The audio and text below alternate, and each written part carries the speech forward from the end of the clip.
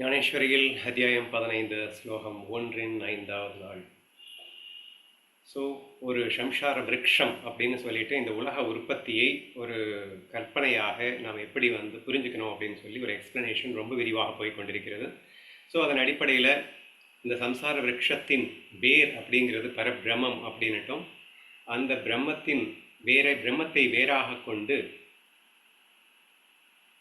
விஷய ரூப, அதாவது ஸ்வரூப விஷய அஜ்ஞானம் அப்படின்னு சொன்னார். ஸோ அதுதான் மூலம். எது மூலம்? இந்த மொத்த விருட்சத்துக்கு எது வேறுன்னா, நம்ம ஸ்வரூபம் அப்படிங்கிறது சச்சித்தானந்தமாக இருக்கும்போது அதோட நம்ம ஒரு அஜ்ஞானத்தை கலக்கிறோம். அஜ்ஞானம் அப்படின்னா ஒரு பொய்யான ஒரு விஷயத்தை கலக்கிறோம். அப்படின்னா ஒன்றா இருக்கின்ற நாம பலவாக ஒரு கற்பனையாக ஒரு விளையாட போகிறோம் அப்படின்னு. அப்போது கற்பனை உலகம்னு நம்ம ஏற்கனவே சொல்லியிருந்தோம், அதை ரொம்ப ஈஸி டு அண்டர்ஸ்டாண்ட் சொல்லியிருந்தேன். அந்த மாதிரி பிரம்மத்தின் கற்பனை அப்படிங்கிறது தான் இந்த சம்சார விருட்சத்தினுடைய வேரே.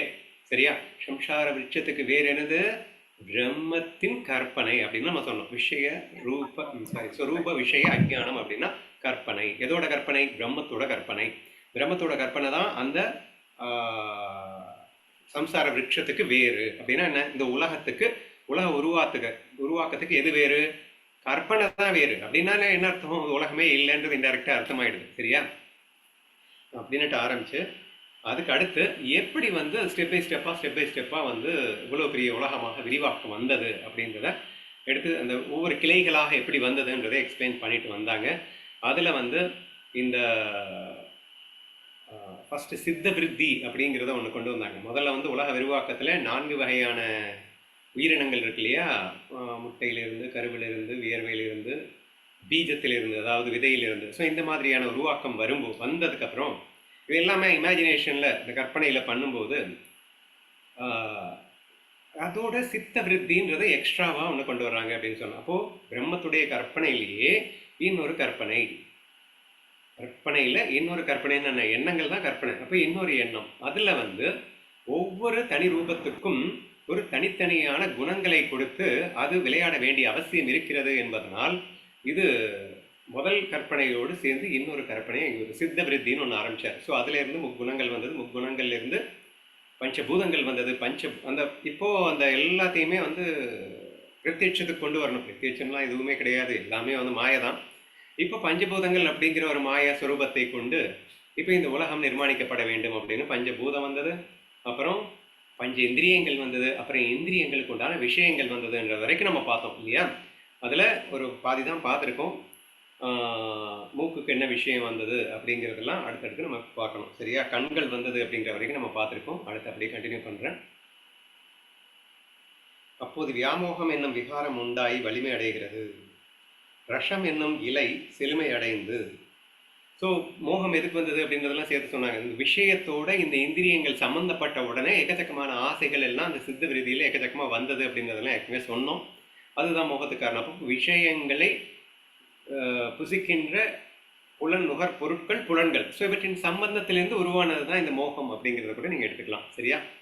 இப்போது கண் சொல்லி முடித்தாச்சு. அடுத்து நாக்கு வராரு. ரசம் என்னும் இலை செழுமை அடைந்து ஆசைகள் என்னும் சிறு இலைகள் கணக்கற்றவையாக உண்டாகின்றன. ஸோ ரசேந்திரியம் அப்படின்னா நாக்கு. ஸோ அந்த ரசேந்திரியத்தின் விலையா அது ஒரு கிளையாக சொல்கிறாருன்னு வச்சுக்கோங்களேன். மரத்தில் அது ஒரு கிளை. அது நல்லா செழுமை அடைந்து நிறைய ஆசைகள் என்னும் சிறு இலைகள் அதில் கணக்கற்றவையாக உண்டாகின்றன. ஏன்னா நாக்குகளை கொஞ்சமாக எத்தனை டேஸ்ட்டு, இது 5 ஸ்டார் ஹோட்டல் அது இதுன்னு இந்த சாப்பாட்டு விஷயம் அந்த யூடியூப் சேனலில் பார்த்தீங்கன்னா, சாப்பாட்டுக்குன்னு ஒரு சேனல் ஆரம்பித்தா, நீங்கள் சேனல் ஆரம்பித்தா கூட ஓஹோன்னு ஓடுதுங்க. ஆனால் ஆன்மீக விஷயத்துக்கு சொல்லுங்கன்னா வேறு எந்த விஷயத்துக்கு ஆரம்பித்தாலும் ஓடாது. ஆனால் சாப்பாட்டு விஷயத்துக்கு மட்டும் ஆரம்பித்தீங்கன்னா ஏன் ஆரம்பித்தாலும் ஓடுது அப்படிங்கிற மாதிரி இருக்குது. ஏன்னா அப்படி ஒரு நாக்குக்கு ஆசைகள் இருக்குது. அப்படிங்கிறதுனால கணக்கற்றவையான இலைகள் அதெல்லாம் உண்டாயின அப்படின்னு சொல்லியிருக்காரு. அப்படியே கந்தம் எனும் கிளை வளர. கந்தம்னா சுவாசம், வாசனை அப்படின்னு வச்சுக்கோங்க.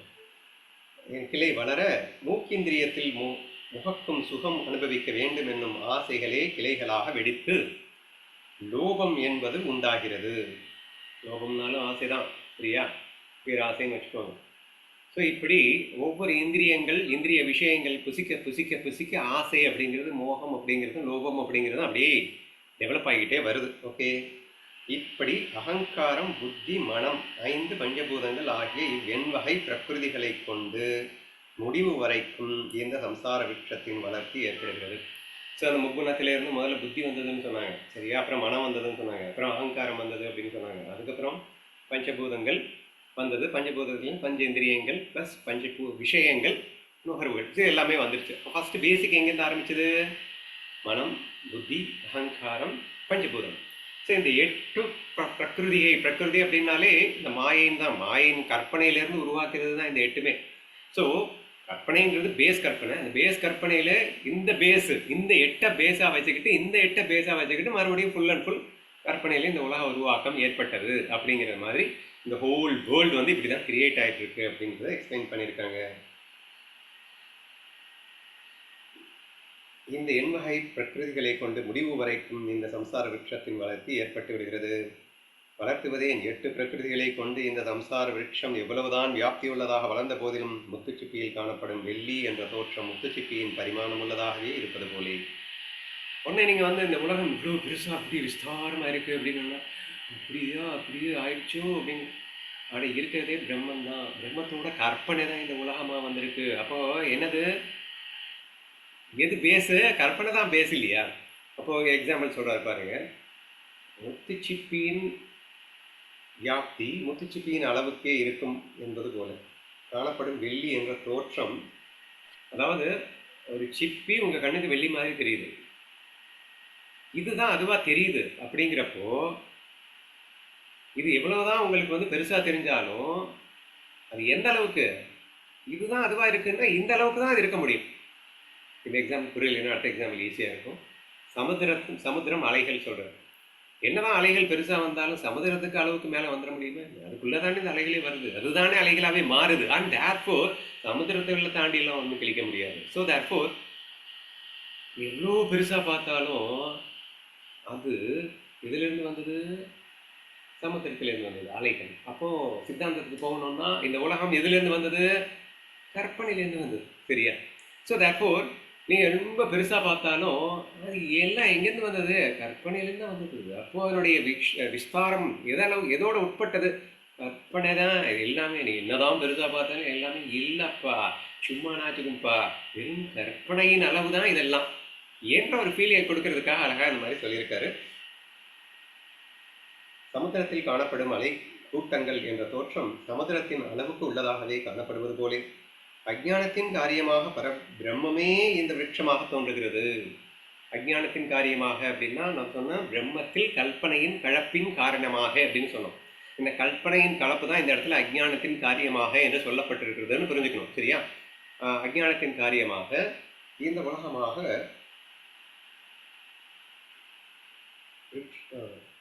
காரியமாய் பிரம்மமே இந்த விருட்சமாக தோன்றுகிறது, சரியா? விருட்சம் அப்படின்னா உலகமாக தோன்றுகிறது.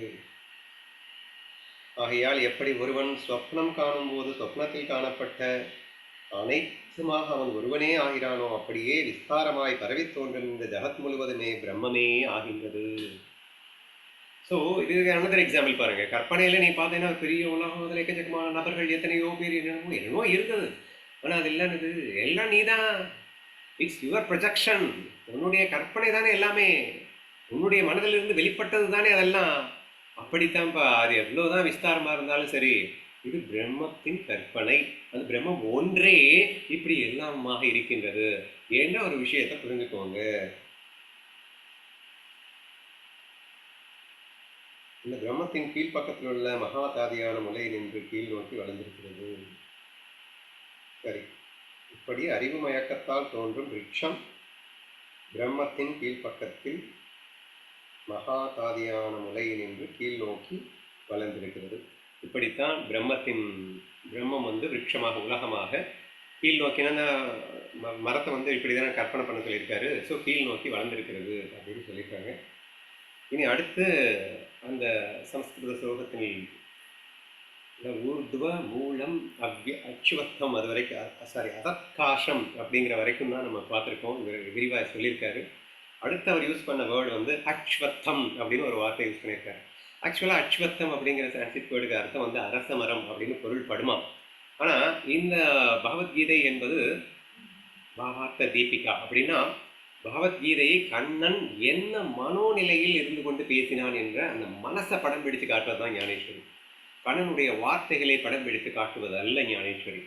கண்ணன் ஏனோ மனோபாவத்தில் இருந்து கொண்டு பேசினான். அவனே இன்னொரு அவதாரத்தில் வந்து நான் என்ன பாவனையில் ஒவ்வொரு வேர்டும் யூஸ் பண்ணன்றதை தயவு செய்து புரிஞ்சுக்கோங்கப்பா என்று சொல்லப்படுவது தான் இந்த ஞானேஸ்வரி. அப்படிங்கிறப்போ ஞானதேவர் அழகாகவே ஓப்பனாகவே சொல்கிறார், அச்சுவத்தம் அப்படிங்கிறது இன் ஜென்ரலாக சான்ஸ்கிரிட்டில் அரச மரம் அப்படிங்கிறது தான் குறிக்கும்.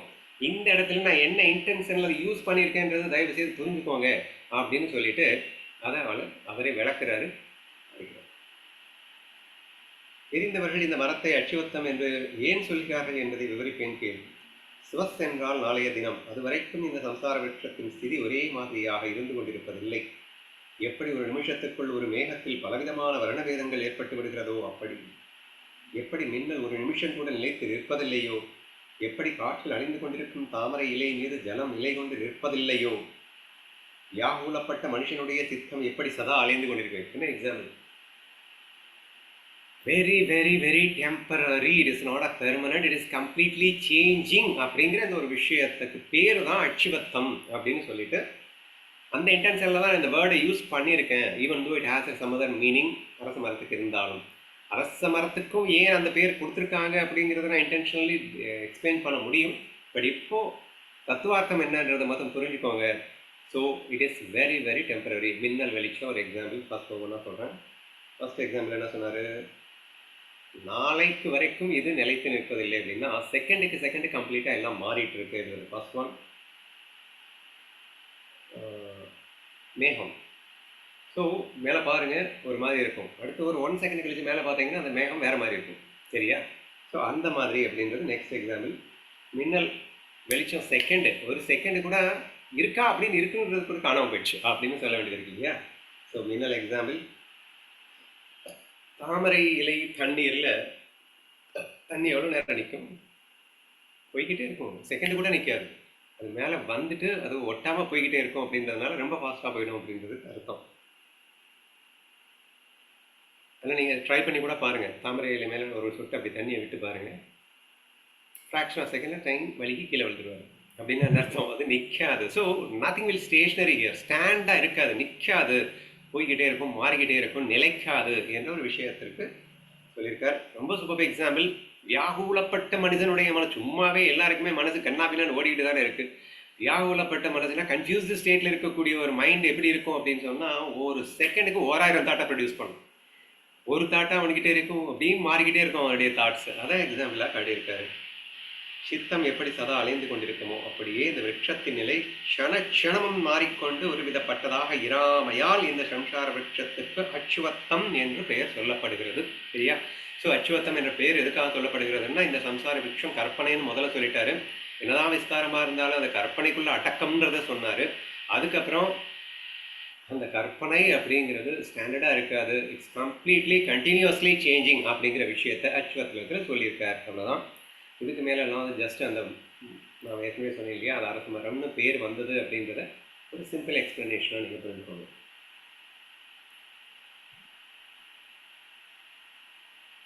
இந்த அச்சுவத்திற்கு அரச மரத்தின் பெயரா, அரச மரம் என்று உலக வழக்கப்படி என்பது அரச மரத்தின் பெயராக ஏற்பட்டிருக்கிறது. அப்படி உலக வழக்கப்படி அச்சுவத்தம் என்பது அரச மரத்தின் பெயர் ஆகுமே, ஆனாலும் பகவானுடைய அபிப்பிராயம் இங்கே அப்படி அன்று அரச மரம் என்ற அர்த்தம் செய்து கொண்டாலும், அதாவது பகவானுடைய அபிப்பிராயம் அது இல்லை அப்படின்றத புரிஞ்சுக்கோங்க. நான் என்ன இன்டென்ஷனில் அந்த அச்சுவத்தத்தை யூஸ் பண்ணன்றதை புரிஞ்சுக்கோங்க. அச்சுவத்தத்துக்கு உலக வழக்கத்தில் அரச மரம்னு ஒன்று இருக்குன்றது எனக்கு தெரியும், ஆனால் அந்த இன்டென்ஷனை நான் அதை யூஸ் பண்ணலை. நான் யூஸ் பண்ண intention it's continuously and completely changing அப்படிங்கிற இன்டென்ஷனில் தான் யூஸ் பண்ணேன். அரச மரம்னு சொல்கிறதுலையும் அந்த கண்டினியூஸ்லி சேஞ்சிங் அப்படிங்கிற விஷயத்தை நான் சொல்லலாம், but that is not important here அப்படிங்கிற மாதிரி சொல்ல வர்றாரு பாருங்க. எனக்கு அரச மரம் என்ற அர்த்தம் செய்து கொண்டாலும் அதற்கு ஒரு பொருத்தம் சொல்லலாம் என்று எனக்கு தோன்றிய போதிலும் அதை விவரிப்பது அவசியமில்லை. ஏனென்றால் பரமாத்ம வஷ்டு விசாரத்தில் லௌகீக சம்பிரதாயத்தை கொண்டாடுவது அனாவசியம். So I don't want in go in details of அரச மரம்ன்றது லௌகீக விஷயம். ஸோ அதை ரொம்ப டீட்டெயிலாக வர்ணிச்சு என்ன செய்ய போகிறேன்? பரமாத்ம விஷயத்தை பற்றி பேசிகிட்டு இருக்கோம், பிரம்மத்தை பற்றி பேசிகிட்டு இருக்கோம், பிரம்ம எப்படி உலகமாக மாறிச்சுன்னு பேசிகிட்டு இருக்கோம். இப்போ இந்த உலகத்துக்குள்ளே என்னத்தை ஆராய்ச்சி பண்ணிட்டு இருக்கிறது? அந்த ஒரு பிரம்மம் எப்படி எப்படி கற்பனையாக மாறிச்சுன்னு அந்த விஷயத்துக்குள்ளேயே போயிடலாம், இப்படி எதுக்கு ட்ராக் மாதிரி போகணும் அப்படின்னு ஞானதேவர் அவராகவே வந்து என்னால் எக்ஸ்பிளைன் பண்ண முடியும், அது வேணாம் பாரமார்த்திக வஸ்து விசாரத்திலே லௌகீக சம்பிரதாயத்தை கொண்டாடுவது அனாவசியமாகையால்